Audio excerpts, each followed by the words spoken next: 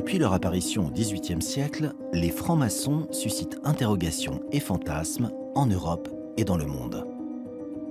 Symboles énigmatiques, rituels secrets, influences supposées dans le monde politique ou économique, jamais une organisation n'a engendré autant de fascination et d'hostilité. La maçonnerie, on dit qu'elle est secrète, non. La maçonnerie est discrète. La Seconde Guerre mondiale va conduire cette hostilité à son paroxysme. Persuadés que les francs-maçons détenaient des secrets politiques et ésotériques, les nazis vont lancer dans les pays occupés un gigantesque cambriolage des loges maçonniques d'Europe.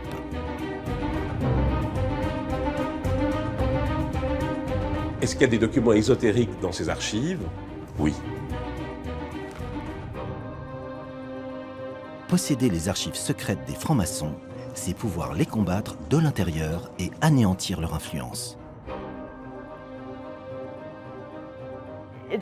C'est la plus grande collection d'archives maçonniques que l'on ait jamais vue au monde.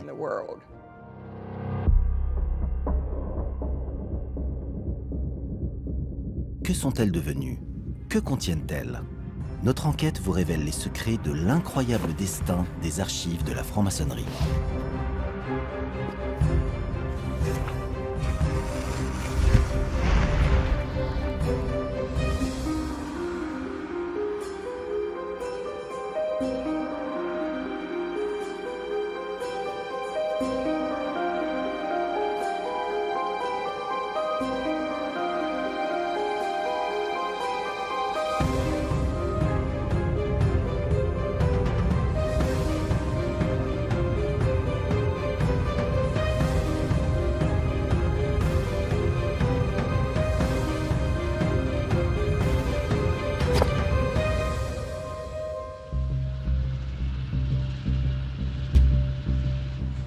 « 14 juin 1940.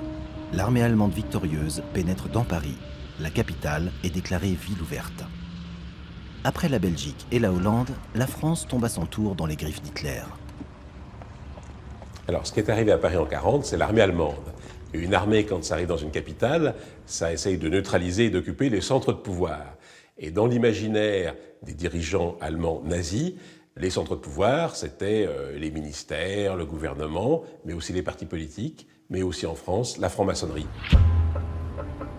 Les nazis raflent des tonnes d'archives sensibles. De la police, des affaires étrangères, des syndicats, mais aussi des loges maçonniques. La franc-maçonnerie ayant été beaucoup associée à la Troisième République, à juste titre d'ailleurs, dès les premiers jours, les obédiences maçonniques françaises sont occupées par la police militaire allemande. Dieser Logentempel wurde von unseren Truppen in Paris entdeckt. Die internationalen Freimaurer umgaben sich auch hier mit kindischer Symbolik und albernem Prunk. Hinter dieser Tarnung verbargen sie jene großen politischen und wirtschaftlichen Transaktionen, die einer kleinen Clique von Plutokraten, Finanz- und Waffenschiebern riesige Gewinne verschafften, ganze Völker aber dem Elend preisgaben. La Wehrmacht et la Gestapo fracassent les portes des principales obédiences maçonniques. Le Grand Orient de France, la Grande Loge de France, le droit humain. Rien qu'en région parisienne et à Bordeaux, on compte jusqu'à 50 perquisitions. L'opération va se reproduire en province. De juin 40 à février 41, c'est toute la mémoire de la franc-maçonnerie française qui disparaît. Dans l'imaginaire de l'extrême droite, et en particulier dans l'imaginaire nazi, il y avait l'idée que la franc-maçonnerie était en Europe occidentale le réseau qui sous-tendait, qui était derrière les démocraties libérales. Et il y avait certainement cette idée chez ces analystes nazis qu'ils trouveraient là des éléments qui expliquent la résistance des démocraties occidentales au nouvel ordre européen. Dès son accession au pouvoir en 1933 en Allemagne, Hitler a ordonné la dissolution des associations maçonniques. Une politique d'interdiction et de répression qu'il mettra en œuvre dans les pays occupés et de manière plus accrue en France, où l'on dénombre 49 000 francs-maçons actifs. Dans les régions occupées par les nazis, les loges maçonniques ont été immédiatement fermées et des arrestations ont eu lieu sur toutes les personnes qui étaient connues comme ayant eu des responsabilités dans la franc-maçonnerie. Alors que les journaux dénoncent la franc-maçonnerie comme responsable de la défaite militaire, les Allemands poursuivent leur pillage méthodique. Alors, la spoliation est confiée à des agences nazies qui ont chacune leur objectif. D'abord le RSHA, le service de renseignement de sécurité du Reich, qui a fusionné plusieurs services dont la célèbre Gestapo. C'est lui qui, le premier, visite les loges pour notamment justement saisir ces documents des ennemis du régime. Et puis très rapidement, il y a aussi l'état-major d'Alfred Rosenberg. Rosenberg qui, lui, n'est pas un policier, qui est un idéologue, c'est l'idéologue du régime. C'est lui la cheville ouvrière de la dénonciation du judéo-maçonnisme, judéo-bolchevisme. Et Rosenberg, donc, à la tête de son état-major, se voit confier par Hitler, dès juillet 1940, le droit, la mission de perquisitionner les bibliothèques et les archives des ennemis du régime, et c'est ce qu'il va faire.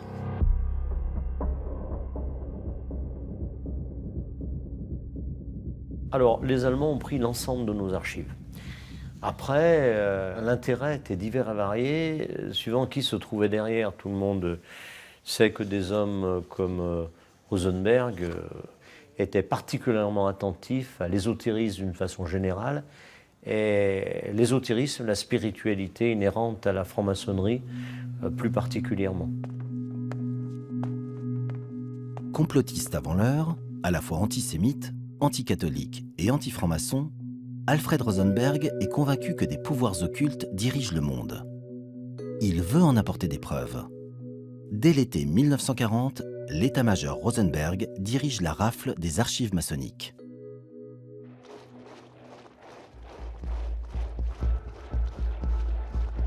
Le conspirationnisme politique nourrit la vision du monde des nationaux-socialistes. Mais il existe aussi parmi les cadres du régime un courant païen qui veut restaurer une nouvelle religion germanique. Un mélange de mythologie nordique et de doctrines occultes venues du fond des âges. Ce courant mystique est issu d'une organisation secrète raciste, le groupe Thulé, qui a influencé le parti nazi dès sa naissance.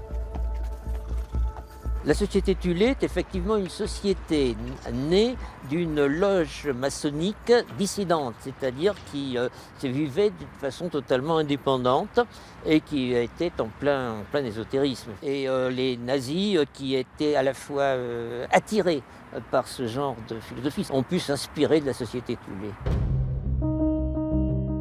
Fondée en 1918, Thulé comptait parmi ses membres de futures personnalités du régime, comme Rudolf Hess, le bras droit du Führer, ou Hermann Göring, et bien sûr Alfred Rosenberg. Le symbole de Thulé a même inspiré Hitler pour sa sinistre croix gammée, ce qui ne l'a pas empêché par la suite de dissoudre ce groupe trop illuminé à ses yeux.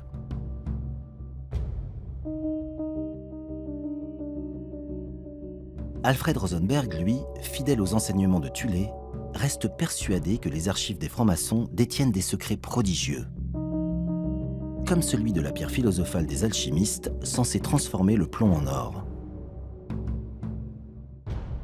Mais cette obsession ésotérique ne doit pas masquer l'enjeu politique des archives.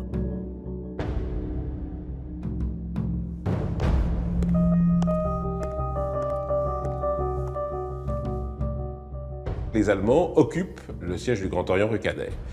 Ils mettent la main sur les archives et tout ça dure des semaines, des mois. Et puis au bout de quelques mois, le régime de Vichy s'est mis en place et il y a une discussion entre les Allemands et Vichy, ou plutôt entre Vichy et les Allemands. Vichy dit les francs-maçons, c'est nous, nous avons encore autorité dans certains secteurs sur la zone occupée, et donc il faut nous transférer la responsabilité de la lutte contre les francs-maçons, et donc les biens et les archives des francs-maçons.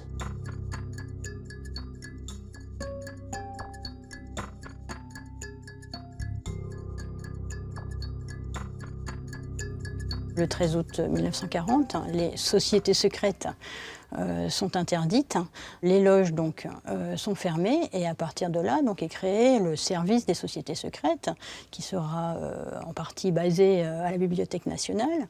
Et l'idée est de documenter à la fois l'activité présente de la franc-maçonnerie. Donc il y a du renseignement, il y a de la police, et c'est bien la police qui va s'en occuper. Et puis il s'agit de documenter, de créer une bibliothèque pour l'avenir.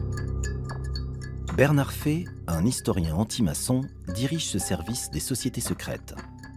Il publie un mensuel anti-maçonnique et avec l'aide d'une centaine d'employés zélés, il récupère et exploite une partie des archives laissées par les Allemands. Fay et son équipe vont ficher 150 000 maçons de toutes les obédiences en poussant la logique jusqu'à l'absurde. Même des milliers de membres morts auront droit à leur fiche. Chaque membre de la Grande Loge de France, 15 000 exactement, avait fait l'objet d'une fiche très bien renseignée, avec leur identité, les fonctions qu'ils avaient tenues dans les loges, et puis leur activité politique, leur activité syndicale, leur positionnement par rapport aux valeurs de la République. Et parfois, le contenu de ces fiches leur ont été plus que préjudiciables. Les fonctionnaires ayant tous perdu leur travail, et d'autres ont été poursuivis, déportés. Les titulaires des hauts grades maçonniques, dont une première liste vient d'être également publiée, ne pourront plus exercer aucune fonction publique. Il va y avoir la légalisation de l'interdiction des sociétés secrètes par un décret du régime de Vichy qui non seulement interdit leur existence, mais d'autre part s'empare de tous leurs biens. C'est la première grande loi anti-maçonnique et tous les fonctionnaires sont obligés de déclarer s'ils ont été maçons et ils s'engagent à ne pas entrer dans une loge maçonnique si la franc-maçonnerie se reconstituait.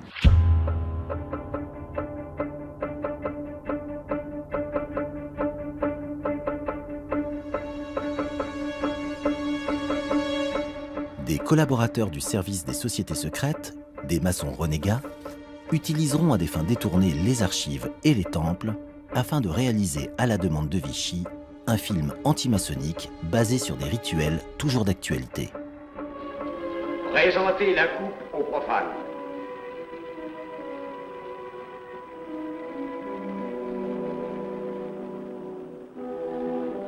Prononcez avec moi le serment. Je m'engage sur l'honneur, au silence le plus absolu, sur tous les genres d'épreuves qu'on pourra me faire subir. Je m'y engage. Vous devez connaître toute l'importance d'un serment. Si jamais vous mentiez à une parole aussi solennellement donnée, buvez. Buvez! Buvez! Que ce breuvage amer soit pour vous le symbole de l'amertume et du remords que laisserait dans votre cœur le parjure qui aurait souillé vos lèvres. Frère expert, emparez-vous du profane.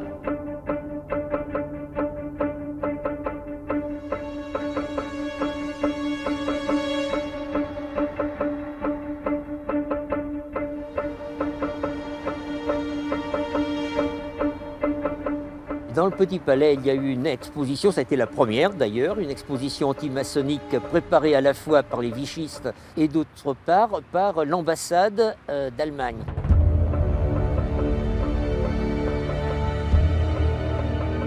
Elle a rencontré quand même un grand succès populaire et ensuite, cette exposition s'est déplacée en province, à Bordeaux et dans d'autres villes.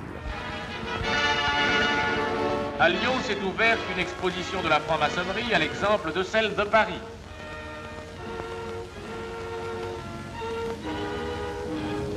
En foule dense, les visiteurs ont pu, après un regard au sphinx de l'entrée, visiter les décors étranges des cabinets de réflexion et les temples différents qu'abrite chaque loge.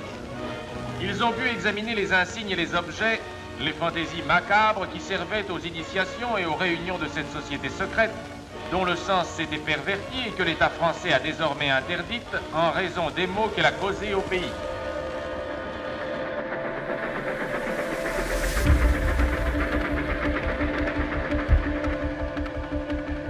Les maçons belges subissent les mêmes persécutions que leurs frères français.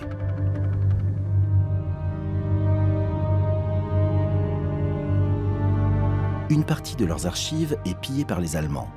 Le reste va servir à des collaborateurs belges, les rexistes, qui s'installent dans leur temple.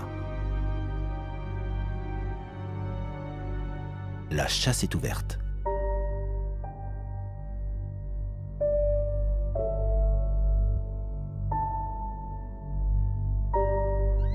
Le parti Rex est un parti d'extrême droite qui est né avant la guerre, dont le chef était Léon de Grelle. Léon de Grelle, dans son journal, avait dit quelque chose du genre « À côté d'éliminer des Juifs, nous ne serions nulle part si on n'éliminait pas aussi les francs-maçons. »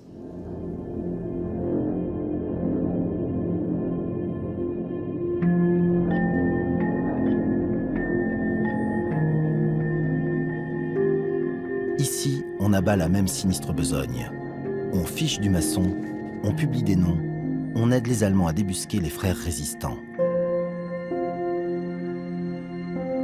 Une sculpture marque le souvenir de la loge Liberté Chérie créée par 7 maçons dans le camp de concentration d'Esterwegen.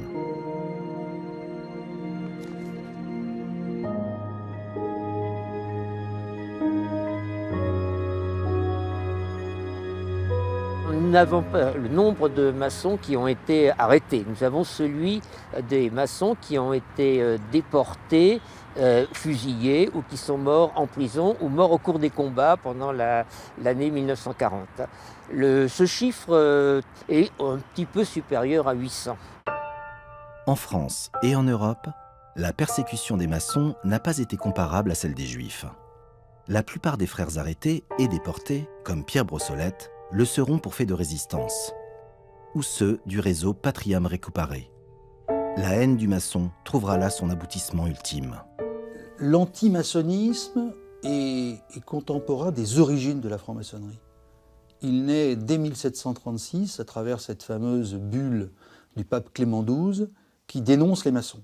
Dès la fin du XVIIIe siècle, on voit prendre forme la théorie du complot maçonnique et au tout début du XIXe siècle, naît la théorie du complot judéo-maçonnique. Donc ce sont des notions très anciennes qui ont accompagné l'histoire de la maçonnerie, je dirais, depuis ses origines. La première proposition de loi visant à interdire la maçonnerie en France date de 1934.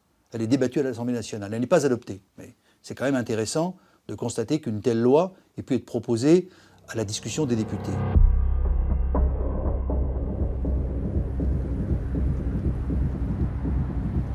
L'opinion de droite en général est hostile à la maçonnerie ou méfiante à son égard. D'autre part, il y a la défiance, pour le moins, de l'Église catholique, tout au moins de la hiérarchie. Et puis, il y a une presse hostile, surtout au moment de l'affaire Stavisky.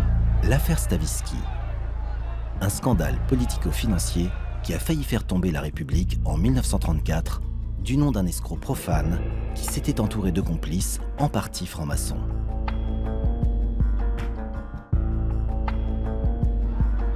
Le service des sociétés secrètes va éplucher les archives en sa possession pour prouver l'implication des loges. Mais en vain. Ils trouveront néanmoins des documents attestant de l'influence politique de la franc-maçonnerie, principalement sous la Troisième République.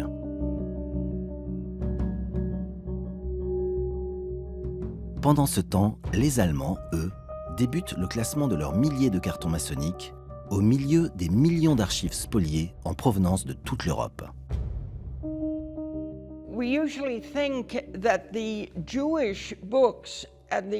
Nous avons l'habitude de penser que les livres juifs et les fameuses collections françaises d'art juif étaient les premières et les plus importantes choses dérobées. Mais il s'avère que ce sont les archives maçonniques qui ont été la première propriété culturelle prise par l'Einsatzstab, Reichsleiter, Rosenberg. Il a informé Berlin qu'il y avait énormément d'archives et de trésors culturels abandonnés et qu'ils devaient être immédiatement rapportés en Allemagne.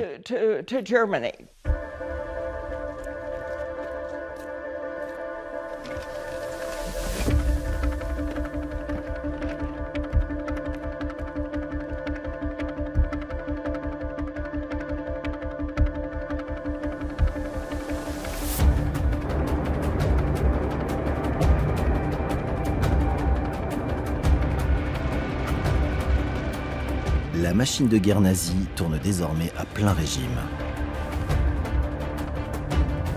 Mais l'étude des archives en Allemagne est toujours considérée comme stratégique.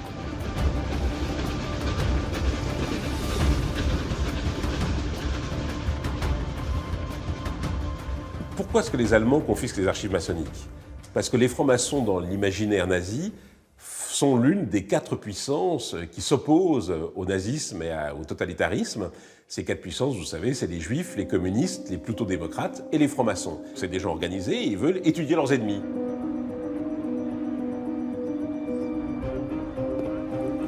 Alfred Rosenberg donne un vernis intellectuel à ses délires. Il crée un institut d'études à Francfort qui sera dédié à la question juive, avec une annexe sur les francs-maçons et une partie de leurs archives. Alfred Rosenberg avait un adversaire redoutable, Himmler, qui dirigeait les services secrets pour la sécurité d'État. Himmler s'était beaucoup intéressé aux francs-maçons. C'est le groupe de Himmler qui a décidé qu'il serait l'héritier d'une grande partie de la documentation maçonnique capturée par l'IRR.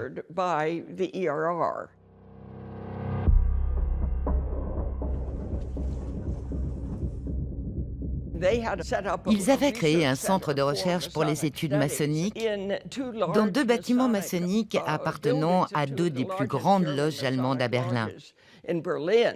Ils ont été repris par le régime nazi parce que les francs-maçons ont été parmi les premiers à souffrir en Allemagne.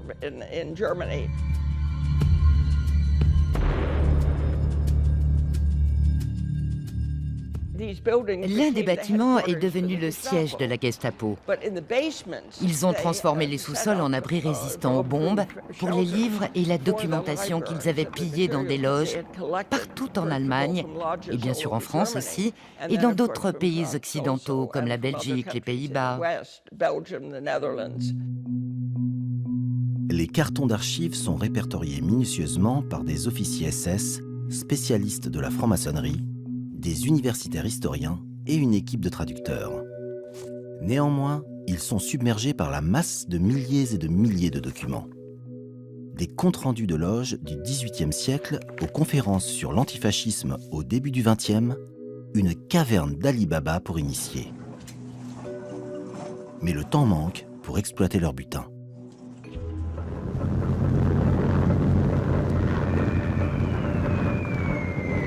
À partir de 1942 et surtout 1943, les Alliés ont commencé à bombarder très sévèrement l'Allemagne. Et donc l'idée est d'évacuer dans les profondeurs du Reich. Et en ce qui concerne les archives maçonniques, elles ont été évacuées en partie vers Tanzenberg, où elles seront retrouvées par les Américains. Et puis, ce qui va leur donner ensuite un destin tout à fait romanesque jusqu'à la fin du XXe siècle, elles sont évacuées vers l'Est, donc dans le Grand Reich polonais et anciennement tchécoslovaque, tout ça étant tombé sous la férule des nazis.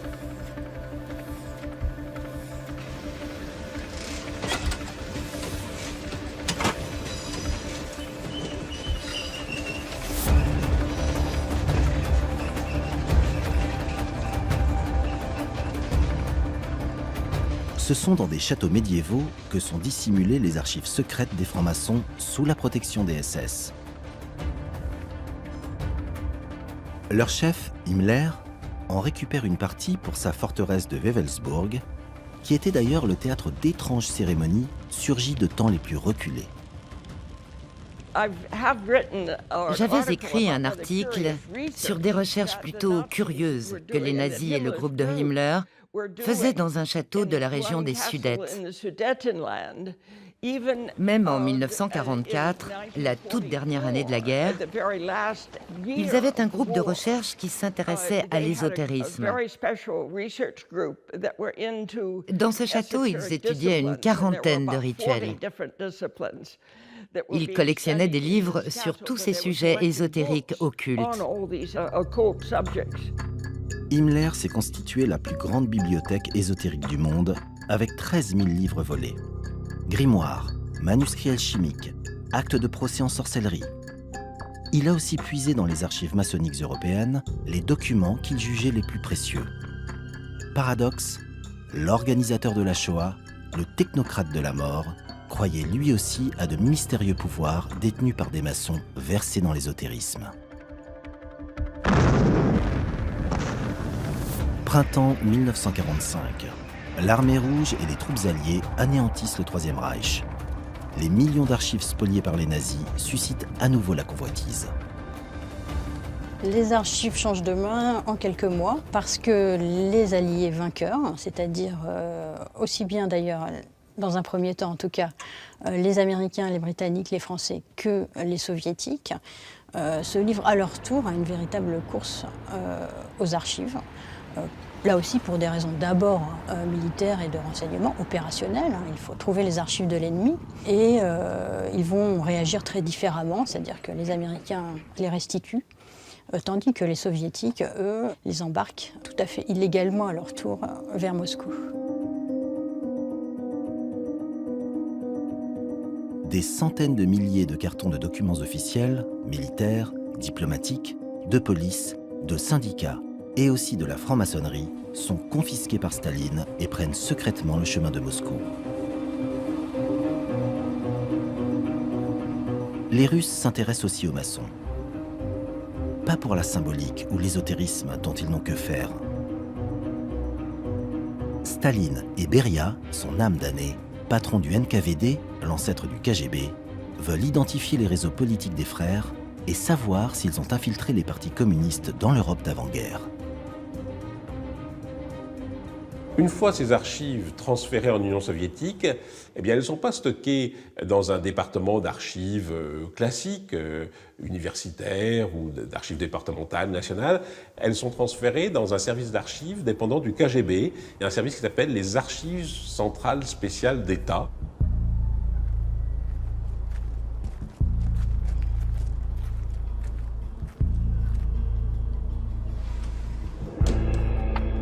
Des traducteurs sont alors réquisitionnés pour décortiquer les archives, avec ordre de ne rien dire à leur famille sur leurs recherches, sous peine de finir en Sibérie.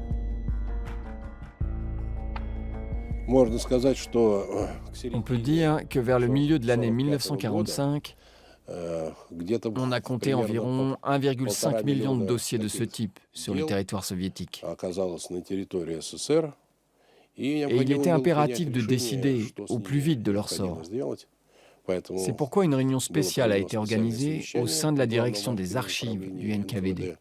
Et ils ont choisi de mettre en place les archives spéciales. Les spécialistes russes sont submergés à leur tour par l'ampleur du butin de papier récupéré en Allemagne. Alors qu'en Europe, on est persuadé qu'elles ont disparu pendant la guerre. On peut dire que c'est un goulag des archives au sens où il y a déportation des archives.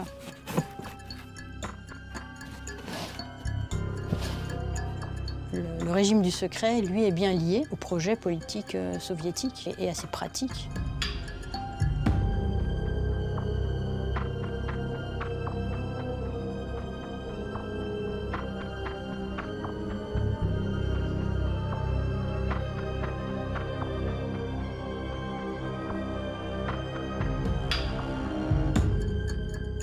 Il y avait eu un accord entre les puissances occupantes en Allemagne disant que les biens culturels spoliés seraient restitués au pays, aux propriétaires à qui ils avaient été spoliés. Et puis, ça n'étonnera pas grand monde, les Américains et les Anglais ont respecté leurs paroles, donc ils ont fait des centres où les gens sont venus rechercher ce qui leur avait été pris, etc., etc. Et Staline a signé des deux mains et a rendu 2-3 documents et a dit sinon, nous, on n'a pas grand-chose d'autre et tout, et a gardé ça dans le plus grand secret pendant 50 ans.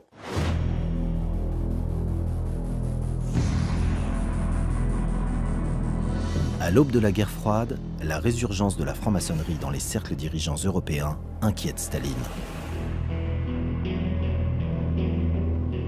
Les Russes étaient dans un phénomène de paranoïa totale. D'abord, il y avait le centre d'exploitation opérationnelle de l'OTAN qui était en zone occidentale, quand même. Donc on peut imaginer qu'ils ont employé tous les moyens.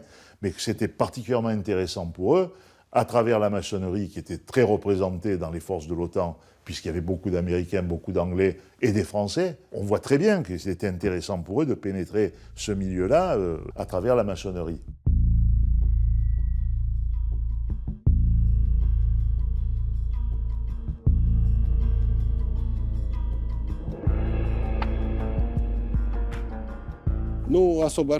Les archives spéciales ont existé durant 53 ans, entre 1946 et 1999.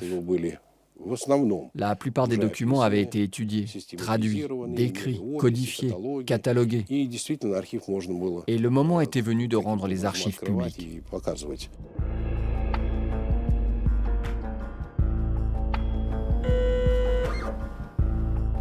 Le tyran du Kremlin disparaît et toutes les archives maçonniques et autres, récupérées en Allemagne, vont alors tomber dans l'oubli pendant presque un demi-siècle.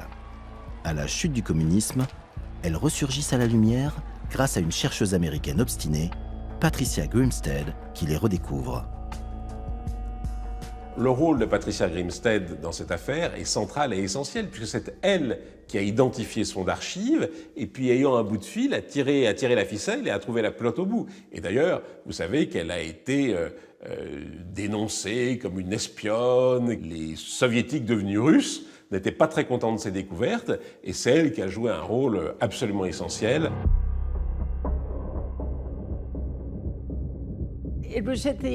C'était à la fin de 1990, en octobre. Je travaillais avec un collègue ukrainien qui avait accès aux archives. Il est sorti en courant et m'a dit « Mon Dieu, je ne peux pas faire ça. J'ai vu un tas de signatures de Beria. » Lavrenti Beria, grand responsable des tortures et des déportations des opposants au communisme, surnommé le Himmler russe.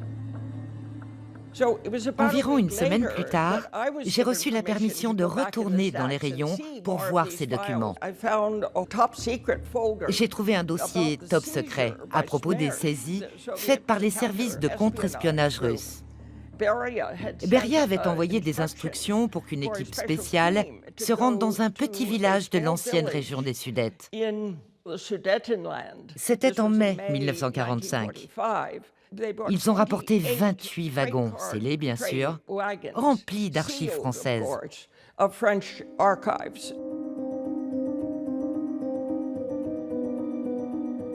Ces révélations font l'effet d'un coup de tonnerre dans les pays victimes des nazis, qui découvrent que des pans entiers de leur mémoire collective sont aux mains des Russes. Les francs-maçons sont alertés. Dès que j'ai confirmation qu'il existe bien à Moscou quelque part des archives maçonniques, j'envoie une commission. La mission constate qu'il y a en gros 28 000 dossiers, puisqu'ils sont numérotés. Ce sont des cartons bien organisés, comme on peut le penser, de l'administration soviétique de l'époque.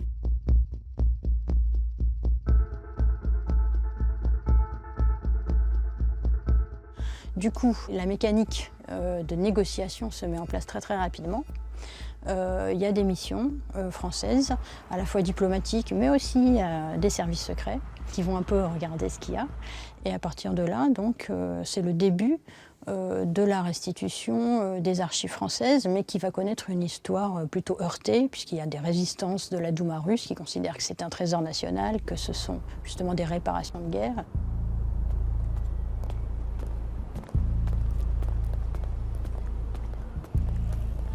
Le ministre des Affaires étrangères était Laurent Fabius, j'avais des contacts avec son cabinet, et donc on sentait bien qu'il y avait des réticences.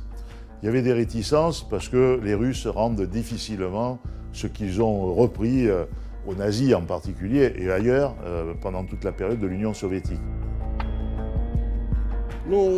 La Douma n'a pas refusé le transfert, il a juste été suspendu. Juste suspendu. Oui, les archives spoliées sont encore un sujet sensible pour les Russes, comme l'est toute la question de la mémoire de la Seconde Guerre mondiale en réalité, qui est devenue un axe majeur du discours politique et historique de Vladimir Poutine, qui est un enjeu mémoriel pour la société russe. Et donc toutes ces questions de spoliation sont sensibles parce qu'elles mettent en quelque sorte en avant le fait que la mémoire soviétique et les pratiques des soviétiques n'ont pas forcément été dans le respect du droit international et dans le respect de leurs alliés à l'époque. Puisque France et URSS étaient alliés, il n'y avait aucune raison de ne pas renvoyer des archives du XVIIIe siècle à la France.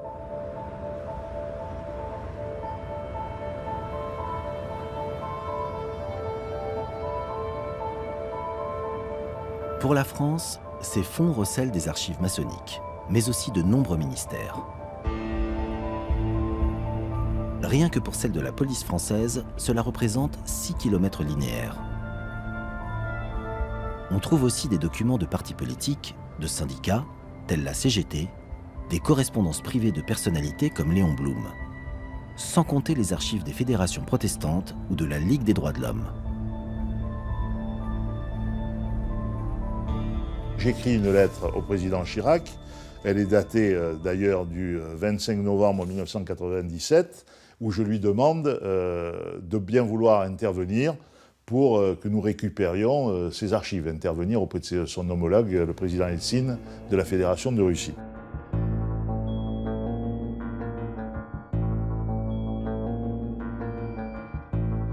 À partir de là, dès l'instant où le président de la République prend l'affaire en compte de la manière aussi précise qu'il le fait, les choses sont nettement facilitées.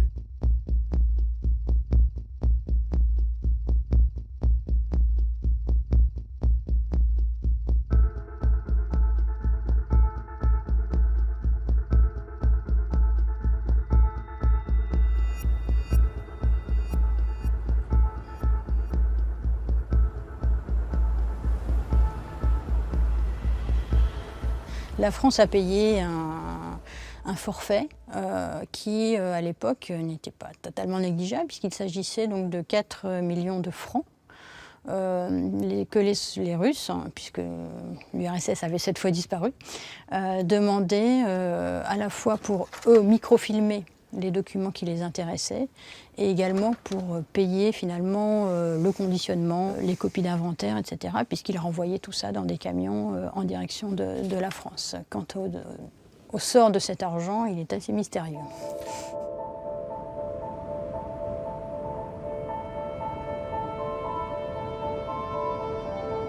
À Moscou, le balai diplomatique des ambassades européennes s'intensifie pour récupérer chacune leur passé perdu.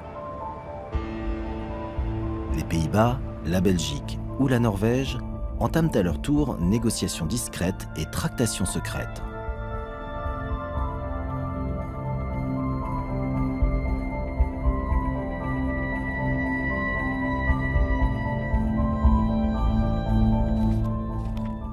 À la fin de 1999, on a été averti qu'il était possible que ces archives reviennent en France et on a commencé à avoir des réunions de travail avec la direction des archives du ministère des Affaires étrangères qui a été un peu l'opérateur de cette restitution, jusque dans ses détails techniques de négociation, d'organisation, etc.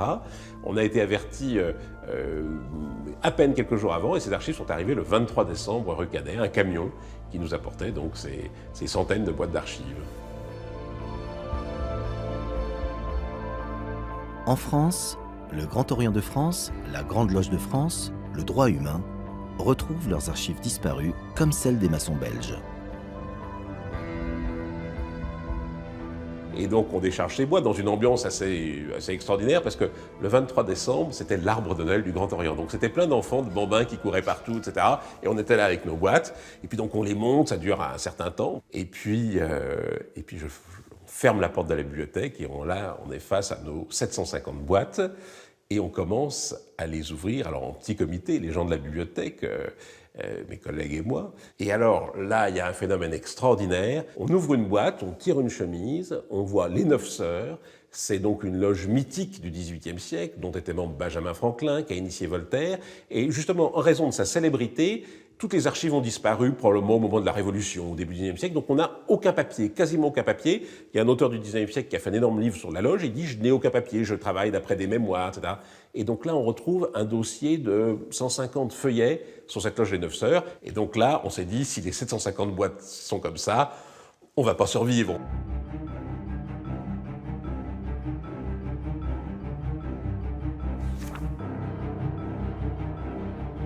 À la Grande Loge de France, ce sont des sœurs de la Grande Loge féminine qui vont dépouiller ces archives. Comme dans d'autres obédiences, on découvre des rituels manuscrits aux origines de la franc-maçonnerie, des correspondances internationales, comme celle du marquis de Lafayette, des documents inconnus sur la vie des loges.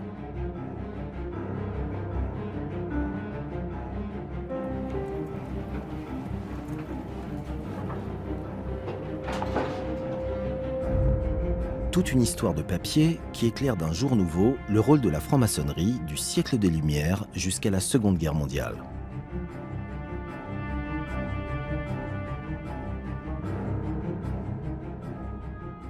Je suis heureuse de les voir revenir à la maison. J'ai travaillé avec l'archiviste du Grand Orient depuis que j'ai appris l'existence des archives maçonniques à Moscou. C'est donc pour moi une grande joie et une belle satisfaction de les voir ici.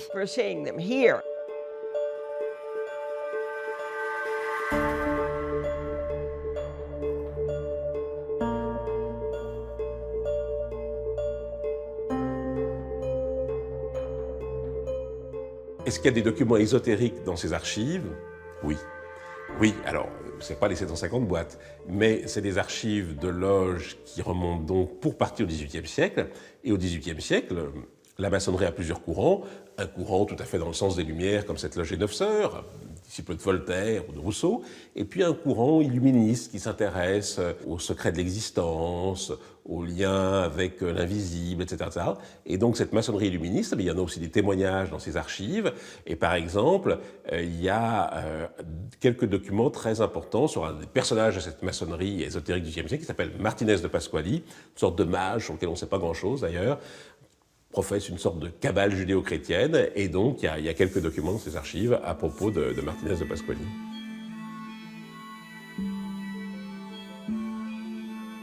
Martinez de Pasquali, une des énigmes de la maçonnerie. Il apparaît au milieu du XVIIIe siècle et fonde un nouvel ordre maçonnique où se retrouvent des frères passionnés d'occultisme qui pratiquent la magie.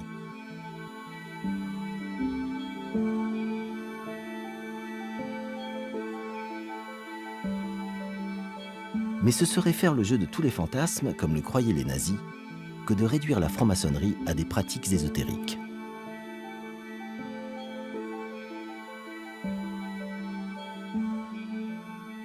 Ces archives, elles sont aussi un excellent moyen de démystifier la maçonnerie, notamment vis-à-vis de tous ceux qui ne la connaissent pas, et de montrer que nous sommes un élément essentiel, à certains égards, de cette culture européenne qui s'est cristallisée autour du XVIIIe siècle et qui continue ou qui doit continuer de nous inspirer.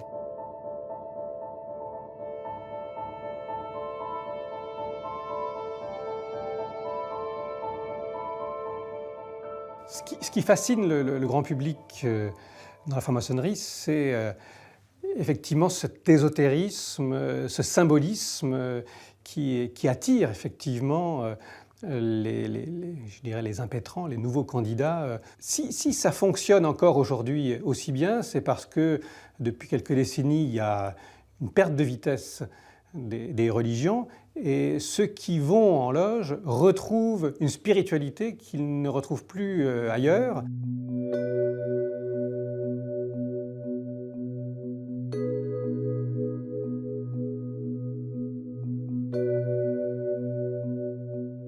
Nos symboles ne sont pas là pour faire peur. Nos symboles permettent d'un travail sur soi-même. Bien évidemment, on ne sait pas tout expliquer à tout le monde. Mais il faut arrêter de penser qu'en maçonnerie, nous sommes une grande pieuvre, qui avons la main mise et qui changeons le monde en sous-main. Non, nous travaillons simplement sur nous-mêmes.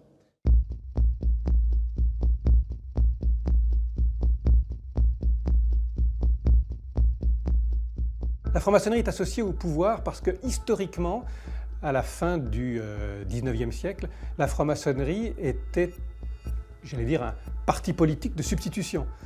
Lorsqu'il n'y avait pas de parti politique, qui faisait les programmes politiques? C'était le Grand Orient qui, dans ses loges, dans ses convents, faisait des programmes. C'est la séparation de l'Église et de l'État, la loi sur l'association, l'éducation nationale, les congés payés en 1936, tout ça, ça vient des loges. Mais on est quand même à une époque qui est bien lointaine. Aujourd'hui, les partis politiques ont toute leur place et n'ont vraiment pas besoin des obédiences pour faire leur programme. Donc il faut arrêter le fantasme sur le fait que les francs-maçons dirigent la France. Si l'influence de la maçonnerie a baissé en politique, des réseaux isolés sont actifs dans certains secteurs économiques. Ainsi, des affaires politico-financières défraient parfois la chronique judiciaire, entretenant l'amalgame.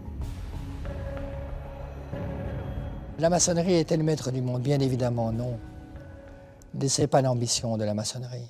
Mais il n'est pas question de se dire qu'un grand maître, il suffit qu'il décroche son téléphone pour téléphoner à telle et telle personne pour faire changer les choses. Non, ce n'est pas du tout notre ambition. La maçonnerie ne fait rien de caché.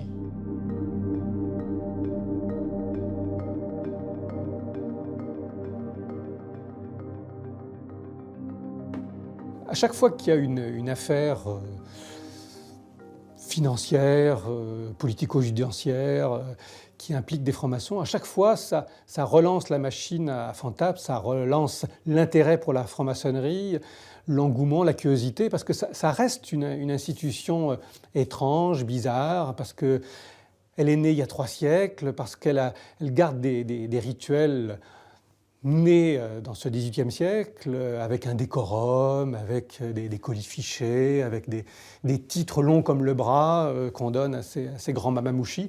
Donc forcément, ça suscite l'intérêt, la curiosité, alors que peut-être aujourd'hui, on est un peu plus dans la simplicité, dans le modernisme. Bon, c'est pas très YouTube et Facebook et Twitter compatibles, sans doute.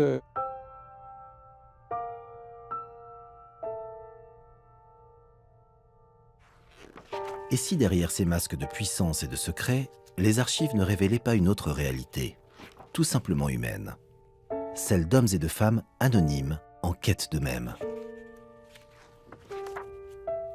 Si je n'avais qu'un seul enseignement à retenir des archives maçonniques, je dirais que les groupes politiques, soit de gauche ou de droite, lorsqu'ils sont extrêmes, ils mettent la société et l'homme en danger. Et le danger nous guette dans les temps futurs si nous ne sommes pas vigilants.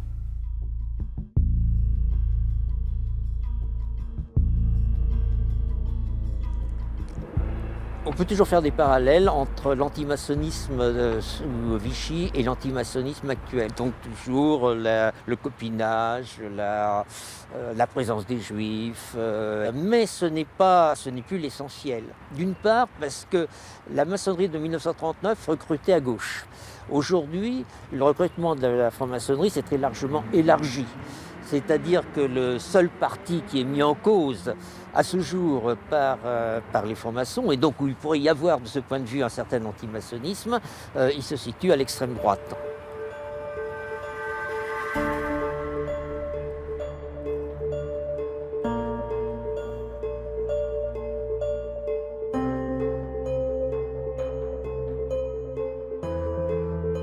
Ces documents qui ont survécu aux pires dictatures du XXe siècle sont désormais étudiés par les maçons. Mais le travail est encore loin d'être terminé. Il y a ce sentiment d'avoir retrouvé les papiers de famille après un long périple. Quand on pense au chemin qu'ont fait ces archives, elles sont parties de Paris à Berlin dans une ambiance quand même un peu tendue. Elles ont été rapatriées de Berlin à Moscou sous les bombes. Et d'ailleurs, il y a des choses qui manquent parce que tout simplement les camions ont été détruits, etc. Et puis elles sont revenues de Moscou. Quel périple! Et donc, après ces 50 ans d'absence, les papiers de famille du Grand Orient ont réintégré la rue Cadet.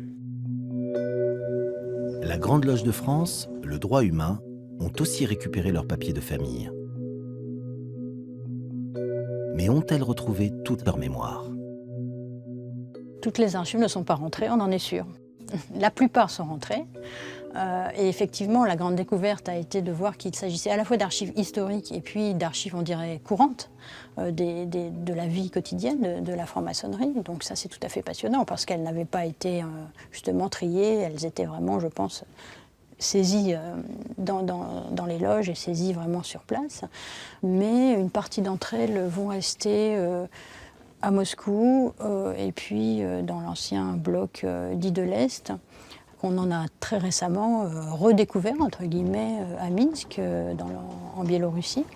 Mais on pourrait en découvrir, si ce n'est des archives, du moins des livres, des bibliothèques, des loges, par exemple en Pologne. Ça, c'est très probable.